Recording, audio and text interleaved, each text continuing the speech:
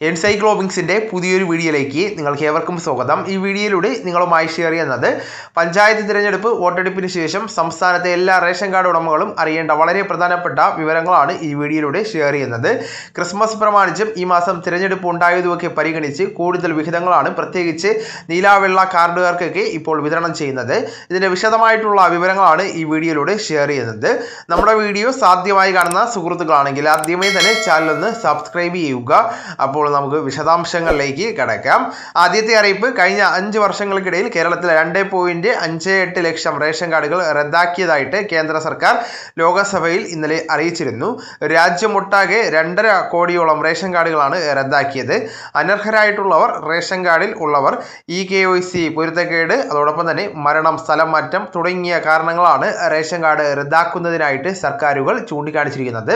Christmas പ്രമാണിച്ച് നീലാവെള്ള ration കാർഡുകാർക്ക് ഇത്തവണ ഓണത്തിന് ശേഷം വീണ്ടും സ്പെഷ്യൽ അരി ഉൾപ്പെടുത്തിയിട്ടുണ്ട്. പൊതുവിഭാഗത്തിൽ പെടുന്ന നീല റേഷൻ കാർഡിന് സാധാരണ വിഹിതമായിട്ട് കാർഡിലെ ഓരോ അംഗത്തിനും 2 കിലോ അരി വീതവും കിലോയ്ക്ക് 4 രൂപ നിരക്കിൽ പതിവ് പോലെ ലഭിക്കുന്നതാണ്.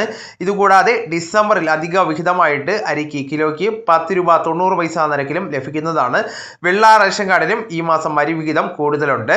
നവംബർ മാസത്തിൽ 5 കിലോ അരിയായിരുന്നു വെള്ള കാർഡിനെങ്കിൽ ഡിസംബറിന് 10 കിലോ അരി 10 രൂപ 90 പൈസ നിരക്കിലാണ് വെള്ള കാർഡിന് ലഭിക്കുന്നത്. ഇതുകൂടാതെ 20 കിലോ അരി സപ്ലൈകോ സ്റ്റോറുകളിൽ നിന്നും എല്ലാ റേഷൻ കാർഡ് ഉടമകൾക്കും ഈ മാസം മുതൽ വാങ്ങാവുന്നതാണ്. കിലോയ്ക്ക് 25 രൂപയ്ക്കാണ് സപ്ലൈകോയിൽ നിന്ന് ലഭിക്കുന്ന അരിയുടെ വില. ഇതുകൂടാതെ 8 കിലോ റൈസ് ഉൾപ്പെടെ സബ്സിഡി പലവ്യഞ്ജനങ്ങളും എല്ലാ റേഷൻ കാർഡ് ഉടമകൾക്കും സപ്ലൈകോ ഔട്ട്ലെറ്റുകളിൽ നിന്നും ലഭിക്കുന്നതാണ്. ഇതുകൂടാതെ സപ്ലൈകോയുടെ 50-ാം വാർഷികം പ്രമാണിച്ച് സബ്സിഡി ഇല്ലാത്ത സാധനങ്ങൾ വാങ്ങുമ്പോഴും വലിയ തോതിലുള്ള ഓഫറുകൾ പ്രഖ്യാപിച്ചിട്ടുണ്ട്. സപ്ലൈകോയുടെ നേതൃത്വത്തിലുള്ള ക്രിസ്മസ് ഫെയറുകൾ ഈ മാസം 20 മുതൽ ആരംഭിക്കുന്നതാണ്. വിലക്കുറവിൽ അവിടെ നിന്നും സാധനങ്ങൾ ലഭിക്കുന്നതാണ്.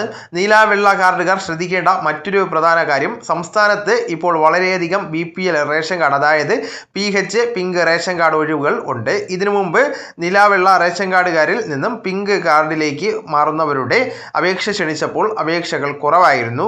അപേക്ഷിച്ച ഭൂരിഭാഗം പേർക്കും ലഭിക്കുകയും ചെയ്തിരുന്നു. ഇപ്പോൾ വീണ്ടും പിങ്ക് റേഷൻ കാർഡിലേക്ക് അപേക്ഷ ക്ഷണിച്ചിരിക്കുകയാണ്.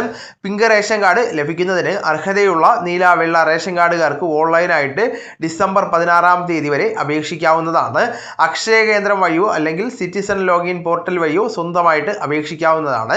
പിങ്ക് റേഷൻ കാർഡ് ലഭിച്ചാൽ കൂടുതൽ അരി, ഗോതമ്പ്, ആട്ട വിഹിതങ്ങൾ നിങ്ങൾക്ക് ലഭിക്കുന്നതാണ്. അരിയും ഗോതമ്പും എല്ലാം സൗജന്യമാണ്. മാത്രവുമല്ല, കേന്ദ്ര സംസ്ഥാന സർക്കാരുകളുടെ വളരെയധികം ക്ഷേമ പദ്ധതികൾക്ക് അപേക്ഷ സമർപ്പിക്കുന്നതിനും BPL റേഷൻ കാർഡ് ആവശ്യമായി വരുന്നതാണ്.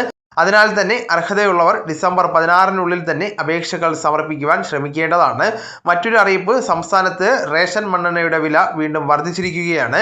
പുതിയ വില ലിറ്ററിന് 74 രൂപയാണ്. 6 മാസത്തിനിടെ പലതവണയായിട്ട് 13 രൂപയാണ് വർദ്ധിച്ചത്. ക്രൂഡ് ഓയിൽ വില വർധനമാണ് മണ്ണെണ്ണ വില വർധനവിന് കാരണമായിട്ട് കമ്പനികൾ പറയുന്നത്.